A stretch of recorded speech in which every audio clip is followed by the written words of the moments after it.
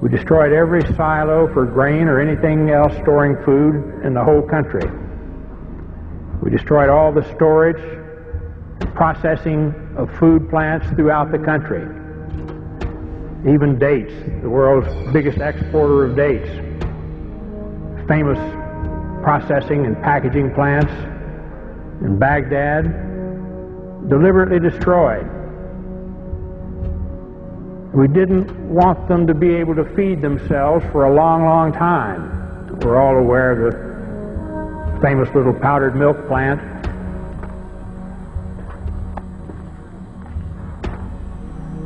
The United States government says that in this factory here you are making chemical weapons. Is that true? No, that's not true. They are lies. Because this is milk for children. It's powder, milk of children. Nothing else was made, only this in the factory? Yes, and you can see it yourself. With the only factory in the Middle East to produce powdered milk, they were producing about 17% of their powdered milk requirements. We destroyed that, cut off all the milk. The malnutrition of the mothers immediately jeopardized all of the infants. 70% of the pregnant women, even today in Iraq, suffer anemia. The death rate for children has soared compared to 1989, the last year before sanctions. One of the biggest causes of death in Iraqi children today is diarrhea and dysentery due to the untreated drinking water. Iraq's water purification plants were heavily bombed in the war, and many that were repaired have broken down. The United Nations bans the import of spare parts and chlorine into Iraq to purify water. We saw the effects of this policy in the hospitals. This is the second attack of acute bloody diarrhea, anemic dysentery.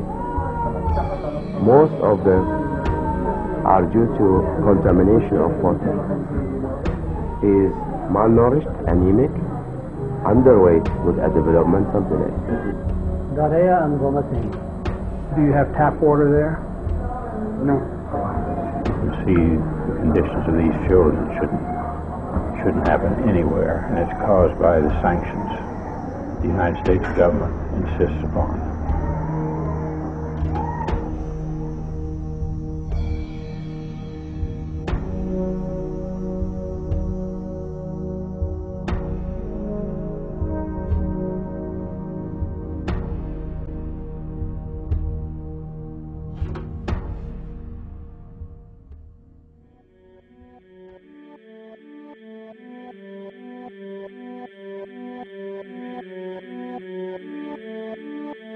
The daily life we perceive with our five senses is not reality.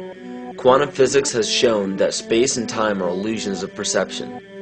Therefore, our bodies cannot truly be a reality if they occupy this space. Ernest Rutherford performed an experiment in Manchester that revealed to him the shape of the interior of an atom. Scientists were shocked to discover that the atom is almost entirely empty space. The question then became, how could this empty atom possibly make the solid world around us? Our true consciousness does not exist in our brains or in our bodies. But this illusion of our individual bodies, along with the misinformation of our true origins, has manifested the idea that we all think independently from one another. With this misunderstanding, it would seem impossible to scientifically explain telepathy, clairvoyance, spiritual mediums, and other phenomena dealing with transferring information between sources without physical means of communication. But when you understand that there is a common spiritual bond between all things in the universe, and that we are all part of one divine intelligence, no phenomena is unexplainable. This simple understanding fills all the holes in modern religions. It explains reincarnation, déjà vu, predictions of the future, and literally every event, occurrence, or anomaly ever experienced. The blank matter within the most basic building blocks of perceivable existence is malleable and molded by intent. This means that consciousness shapes our reality. This seems difficult to accept for most, and it is quite understandable. In modern times, we are taught from an early age how to think rationally and tangibly. This is a very left-brain method of education, and it has more harmful effects than is given credit for. The left brain deals with logic, details, facts, patterns, practicality, science, and math. As the right brain deals with feeling, intuition, symbols, images, risk-taking, philosophy, and religion. With a deliberate push for government-controlled educational curriculums, generation after generation of the youth are being taught to focus only on the facts, figures, and numbers. Repetition is used to train children subconsciously to accept what they're learning. Children aren't rewarded for questioning the validity of the information they receive. They are ridiculed. However, the children who blindly accept the information as true and merely regurgitate the information on command when it is time to take a test, those children go on to become the decision makers in our government, law, medicine, business, and every other occupation with power and prestige. The most detrimental effect of being pushed away from holistic thinking with the full brain into a strictly left brain thought is what is known as the suppression of the feminine. Every male and female have both feminine and masculine qualities. It has nothing to do with man or woman. These are represented by the left and right brain, yin and yang, black and white, light and dark, and most every other duality. Both are vital to our spiritual and physical health. In ancient Egypt, the female was the rightful heir to the throne. The male she chose to marry became pharaoh. This depicted the goddess tradition that has been destroyed to make way for a patriarchal, male-dominated society we see enforced in every major denomination.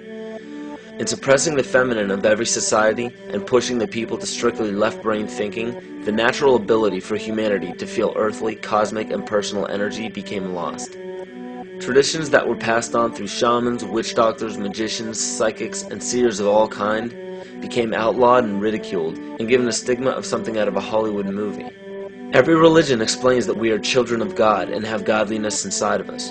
If you erase the anthropomorphized God and understand that God is nothing more than the spiritual web that connects all things, all religious scriptures begin to make much more sense.